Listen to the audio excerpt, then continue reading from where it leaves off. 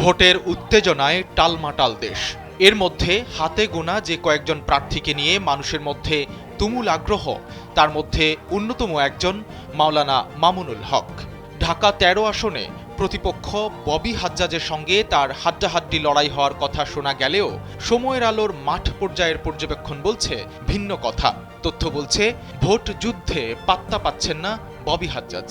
অন্তত ৬টি কারণে বেশ সহজেই জিততে যাচ্ছেন মাওলানা মামুনুল হক। মোহাম্মদপুর, আদাবর ও শেরেবাংলা নগরের একাংশ নিয়ে ঢাকা ১৩ আসন।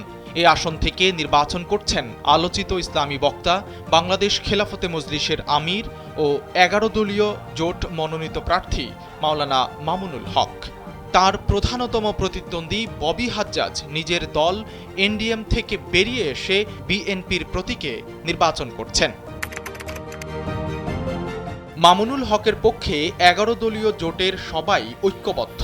এমনকি জোট থেকে বেরিয়ে যাওয়া ইসলামী আন্দোলনের প্রার্থীও মনোনয়ন প্রত্যাহার করে তার পক্ষে কাজ করছেন। এছাড়া হেফাজত নেতা হিসেবে মামুনুল হকের রয়েছে ব্যাপক জনসমর্থন। অপরদিকে ববি হাজ্জাজকে নিয়ে স্থানীয় বিএনপিতে অস্বস্তি আছে। নেতাকর্মীদের অনেকেই তাকে উড়ে এসে জুড়ে বসা বলে কটাক্ষ করছেন। এটি ভোটের মাঠে নেতিবাচক প্রভাব ফেলছে। মোহাম্মদপুরের উল্লেখযোগ্য ভোটার ধর্মপ্রাণ, আর মাওলানা মামুনুল হক দেশব্যাপী পরিচিত ইসলামী বক্তা। তাছাড়া ঢাকা ১৩ আসনে মোট ২০০ পুরুষ ও ১৫০-র বেশি মহিলা মাদ্রাসা রয়েছে।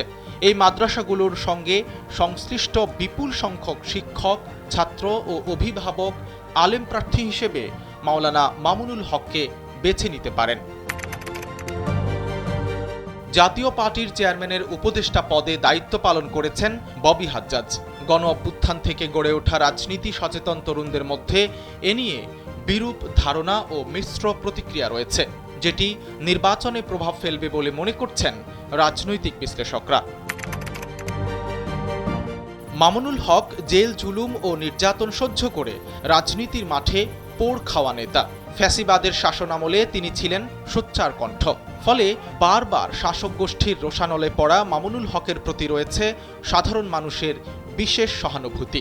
কিন্তু তার প্রতিপক্ষ প্রার্থীদের কারোই এরকম রেকর্ড নেই বললেই চলে।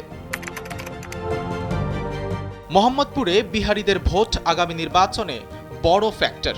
মাঠ পর্যায়ের নানা সমীকরণ বলছে বিহারীদের ভোট ব্যাংক মামুনুল হকের রিকশা প্রতীকের পক্ষে যাওয়ার সম্ভাবনাই অনেক বেশি। মামুনুল হক দেশের সুপরিচিত ও ঐতিহ্যবাহী একটি পরিবারের সন্তান। তার বাবা শাইখুল হাদিস আল্লামা আজিজুল হক বাংলা ভাষায় বুখারীর প্রথম অনুবাদক ও একজন বিশ্ববিখ্যাত আলেম।